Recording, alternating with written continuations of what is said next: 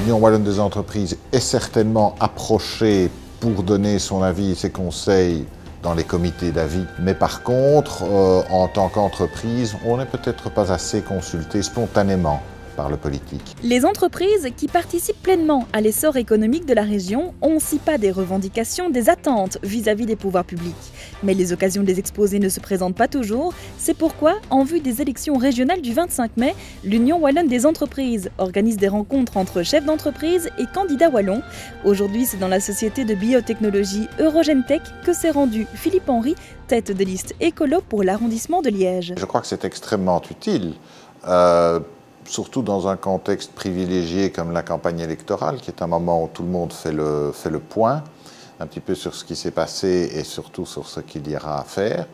Et je crois que c'est effectivement une manière très détendue, sans demande précise, on peut avoir un contact avec un parti politique. C'est vraiment par le dialogue et la rencontre qu'on peut premièrement se comprendre, identifier des solutions, parce qu'il y a toujours des solutions à trouver qui sont parfois des compromis entre différents principes, au départ des points de vue des différents acteurs. Et donc c'est très très positif et en plus ici le dialogue était organisé de manière dynamique et synthétique. Mais je voulais vraiment lui faire passer les messages quand même de l'inflation de certains coûts qui frappent les entreprises, surtout l'aspect de la compétitivité.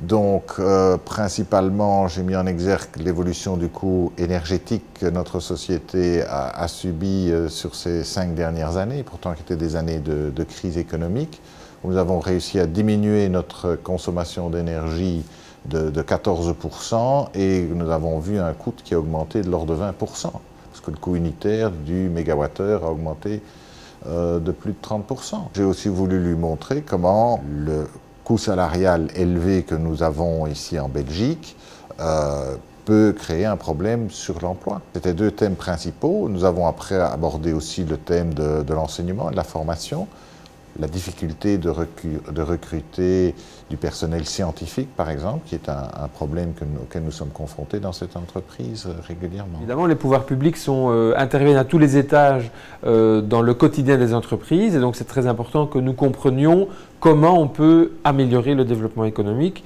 tout en prenant en compte évidemment tous les autres objectifs des pouvoirs publics et la garantie de l'intérêt général. Alors je pense qu'on peut jouer évidemment sur beaucoup de tableaux. Il y a effectivement la simplification des procédures, il y a la question des coûts, mais on ne sait pas agir sur tout puisque des éléments dépendent du niveau fédéral ou de contraintes européennes, mais il y a quand même des marges d'action. Et puis bien entendu par tout l'encadrement public, la formation des demandeurs d'emploi, l'enseignement bien entendu, les infrastructures, la gestion des services publics, notamment la facilité d'accès pour les procédures et l'informatisation des différentes procédures. Donc il y a en fait un panel de leviers sur lesquels on sait agir et il faut essayer d'être le plus efficace possible. On utilise en fait réellement, dans les faits, comparé à la Flandre, 1/3 du pourcentage qui est occupé en Flandre, 1/3 du territoire économique. C'est vrai que c'est une ressource incroyable, mais plus on s'étale, plus à terme la ressource diminuera et plus ça coûte en infrastructure, en déplacement, pour amener l'eau, l'électricité, etc., etc. Et donc, je dis, si on peut en tout cas être précautionneux dans l'utilisation du territoire, je pense que là, ça reste quand même une priorité.